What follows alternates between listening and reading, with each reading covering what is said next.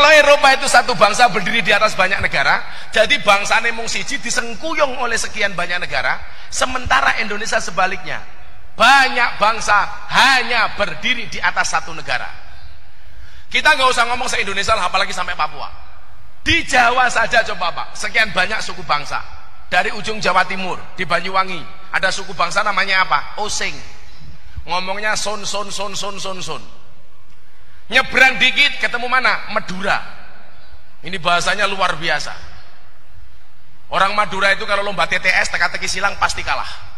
Kenapa? Kolomnya pasti kurang.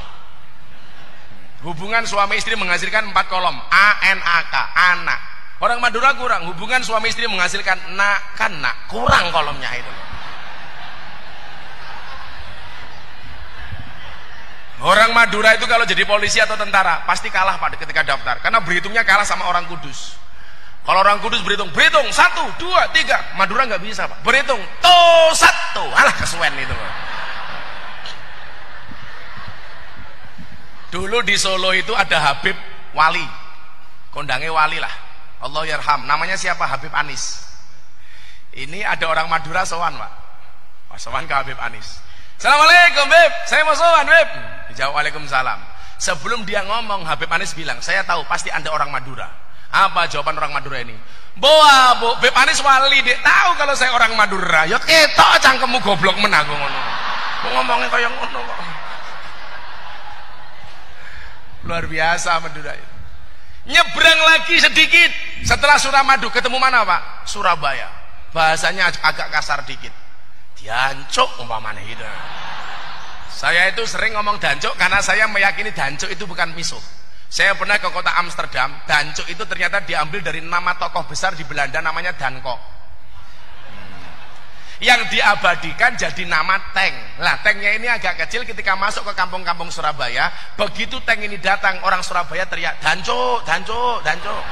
Karena nggak bisa ngomong Danko. Lah kok Gus Miftah ngomong dancuknya fasih karena saya tahu ilmu tajwid. Jadi panjang pendeknya pas.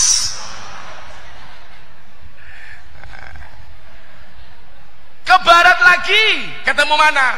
Solo Jogja. Bahasanya halus kayak saya. Pak Mali halus ya. Jogja kan halus. Kalau ke Pantura, kita lihat bahasanya Kresdenan Padi lah, Kudus dan lain sebagainya. Ngomongnya gimana? Iya.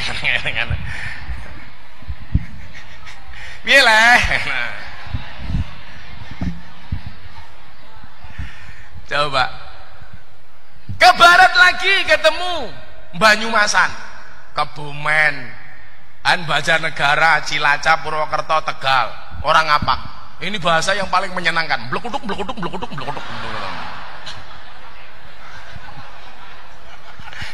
Bapak ngapak ya? Blekuduk kayak. Saya diundang pengajian pertama kali di rumahnya Ki Dalang Entus almarhum Bupati Tegal, itu tahun 2007. Pagi-pagi saya ditawari udut ngerokok pakai bahasa ngapak. Ya Allah, orang kepenak temen bahasanya ya. Pak Kiai Kiai kisuk-kisuk ngobori cocot. Ya Allah aku. Cocotnya siapa ya aku?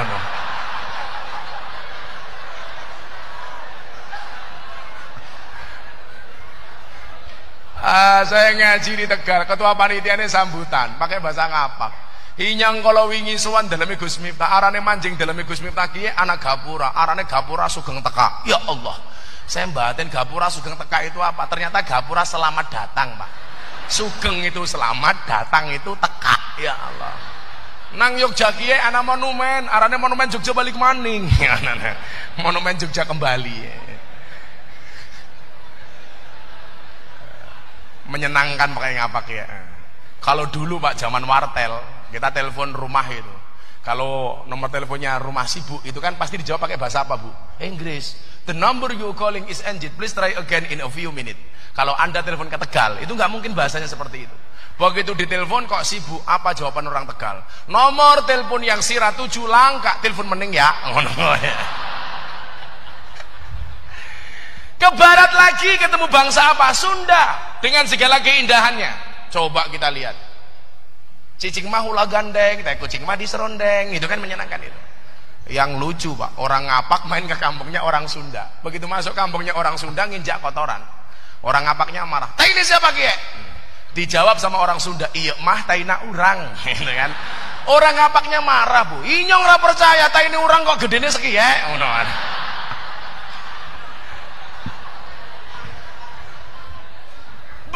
Ke barat lagi ketemu mana? Jakarta. Bangsanya apa? Betawi. Tuh mas-masnya sampaikan kepada mbak-mbaknya. Lu gua, bapak lu mertua gua. Iya. Ini baru tanah Jawa Pak, belum masuk. Saya pengen Mas Papua ke sini satu. Saya pengen tahu bahasa Papua. Bro sini bro. Ya kamu. Pinjam mic-nya Pak. Namanya siapa? Namanya siapa? Nahot. Sit down please, Nahot. Nama kompletnya siapa? Nahor. Nahot tok. Ya, Nahor Tipakau. Pakai mic. Nahor Tipakau. Nahor Tipakaun. Ya, sembuh, kok ngomong apa kamu? Coba kalian semua, aku cinta kalian pakai bahasa Papua.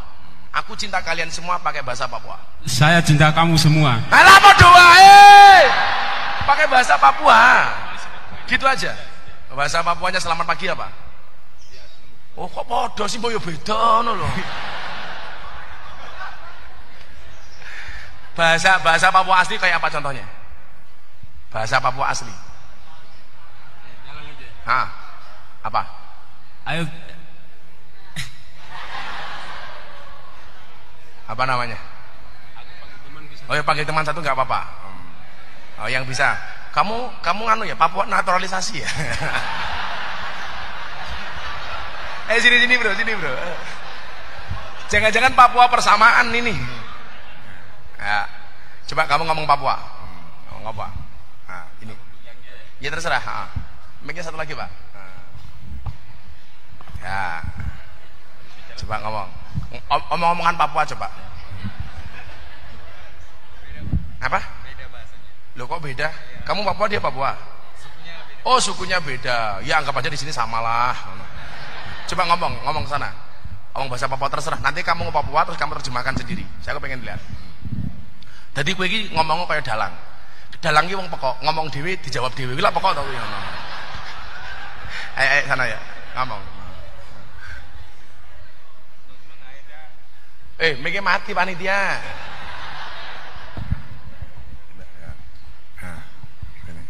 Coba, udah nggak usah, udah. Terus Ngomong. Snow Naeja Aldo Yedel Raya. Itu artinya apa? Nama saya Aldo Yedel Raya. Oh, ya terus? Apakah kamu sudah makan? Gitu. Kanan War. Aku juga belum, aku takon kok.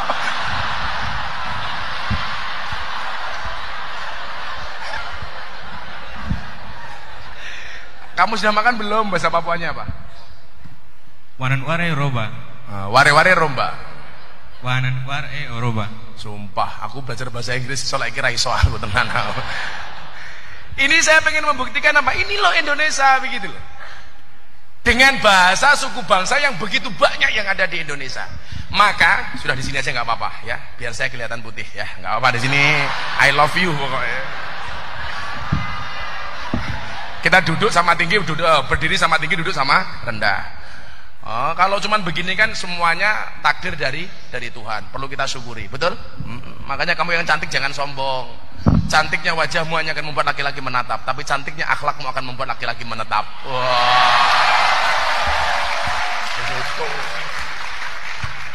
Kamu bilang sama mereka, yuk, pakai mic-nya dipakai. Pakai mic-nya. Ikuti saya. ya. Tahu ya tahu. Tahu. Tahu ya tahu. Tahu. Ikuti saya. Oh ya. Mumet ndasku. Ayo. Tahu ya tahu. Tahu ya tahu. Bakwan ya bakwan. Bawan ya bawan. Ayu ya ayu. Ayu ya ayu. Tapi jangan murahan. Tapi jangan murahan. Iya.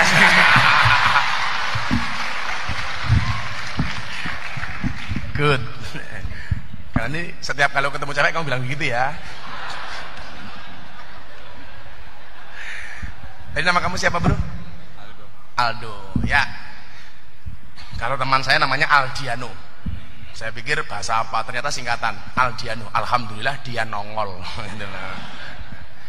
Maka karena ini, sebentar lagi ya. Karena ini negara yang kesatuan, karena berbeda-beda dari suku, bangsa dan agama. Ini baru ngomong suku loh ya, belum ngomong agama. Maka butuh ideologi untuk mempersatukannya. Maka kemudian para pendiri bangsa, founding fathers menyepakati, karena negara kita ini adalah nation state, ada satu ideologi untuk mempersatukan kesemuanya. Maka kemudian muncullah Pancasila. Dan Pancasila sampai hari ini terbukti bisa menyatukan seluruh komponen anak bangsa, baik yang berbeda suku bangsa maupun agamanya. Mas Aldo agamanya apa, bro? Kristen. Kamu agamanya apa? Kristen. Kita bisa duduk berdampingan seperti ini karena apa? Indonesia ini rumah besar yang di dalamnya ada 6 kamar. Ada kamar Islam, kamar Kristen, Katolik, Hindu, Buddha, Konghucu. 6 agama yang diakui oleh undang-undang. Dan semua pemeluk agama ini berhak menjalankan perintah agamanya tanpa harus mendapatkan gangguan dari pihak manapun. Bahkan undang-undang pendidikan, siswa didik berhak mendapatkan pendidikan agama sesuai dengan agamanya masing-masing. Betul? Maka walaupun di SMK ini umpamanya ada satu anak yang beragama Kristen, pihak sekolah itu wajib mencarikan guru untuk yang bersangkutan, karena ini adalah amanah undang-undang. 6 kamar yang ada di rumah besar yang namanya Indonesia ini, saya meyakini kalau semua orang kembali ke kamarnya masing-masing, pasti tidak akan pernah terjadi masalah. Yang jadi masalah itu adalah ketika kita kembali ke kamarnya orang lain. Ayo, apa meneh nuroni bojone tanggane, oh mesti masalah. Sudah, kembali saja ke kamarnya masing-masing. 6 rumah ini bisa berjejer. Maka dulu zaman Butin membuat miniatur tempat ibadah di Taman Mini Indonesia Indah. Ada tempat ibadahnya orang Kristen, orang Islam. Ini jadi satu di Taman Mini Indonesia Indah. Selama kita kembali ke kamarnya masing-masing, gak akan jadi masalah. Maka saya sendiri tidak mau mengurusi intervensi terhadap agama orang lain. Ketika pertama kali saya kenal dengan Deddy Corbuzier 1,5 tahun yang lalu, sampai akhirnya dia memutuskan masuk Islam, sekalipun saya tidak pernah ngajak dia masuk Islam, Pak. Tapi kita lebih banyak berbicara tentang Pancasila dan agama.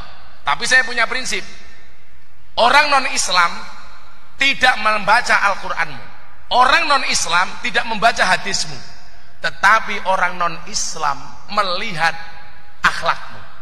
Maka kalau kamu pengen orang-orang non-Islam memandang Islam sebagai agama yang menyenangkan, perbaikilah akhlak dan budi pekertimu. Ini rumus. Makanya hari ini saya tidak sependapat ketika ada penceramah intervensi terhadap cara beribadahnya orang lain. Kalau dalam Al-Quran yang jelas, Pak, wala tasubbul ladina yad'una min dunillah fayasubbullah adwan bighairi ilm. Gak boleh. Kalau kita menghina Tuhannya dia, maka dia juga berpotensi menghina Tuhan saya.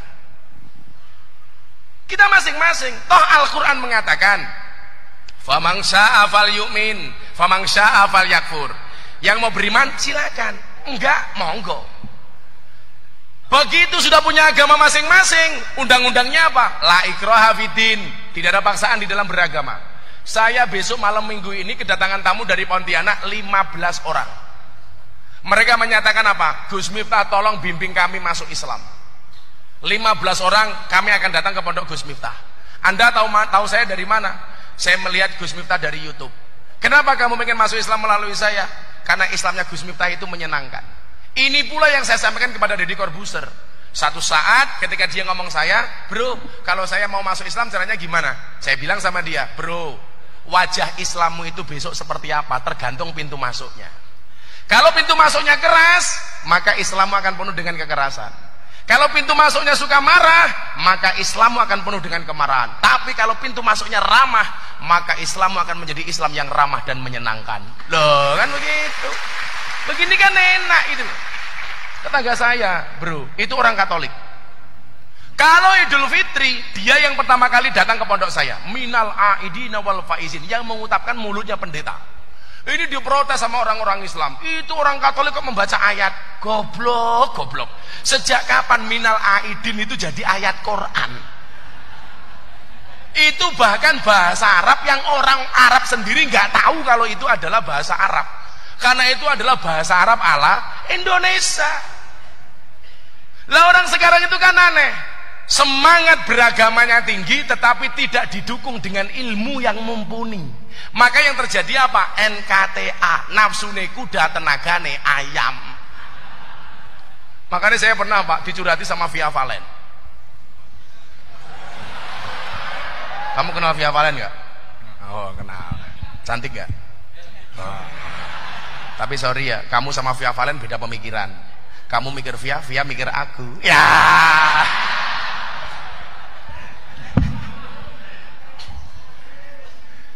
Tanya apa Via sama saya? Bah, saya mau curhat. Apa Nduk? Saya itu kemarin menyanyikan lagu Din As-Salam di panggung dangdutan. Terus saya didemo sama orang-orang. Kenapa? Via Valen nggak pantas. Dangdutan, oh mohon maaf, solawatan kok di panggung dangdutan dengan pakaian agak seksi. Pertanyaan kamu apa? Apa benar Din As-Salam itu lagu solawat? Saya jawab salah. Orang-orang yang semangat agamanya tinggi tapi tidak dukung dengan ilmu yang mumpuni menganggap seolah-olah qasidah Arab itu pasti solawat. Padahal qasidah Arab itu belum tentu solawat, solawat belum tentu berbahasa Arab. Berarti boleh Mbak saya nyanyikan di panggung dangdutan? Boleh. Wong kamu nyanyi Din As-Salam sambil ngising saja boleh kok saya bilang. Ayo duduk di WC sambil nyanyi.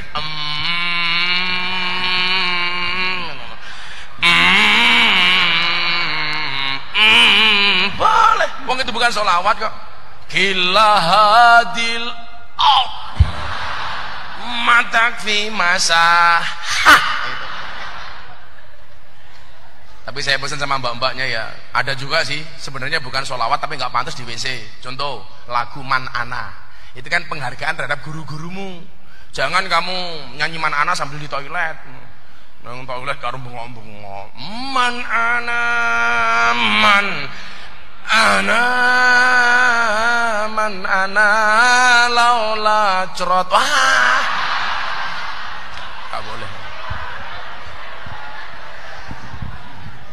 Begitu tetangga saya yang Katolik ini Natalan Pak, santri saya semua tak suruh datang ke rumah beliau. Ucapkan selamat Natal. Nggak kafir Bah? Enggak, saya bilang. Gampang amat jadi kafir. Kalau gara-gara mengucapkan selamat Natal jadi kafir, berarti kalau saya pulang haji tetangga saya yang Katolik makan kurma, dia mu'alaf.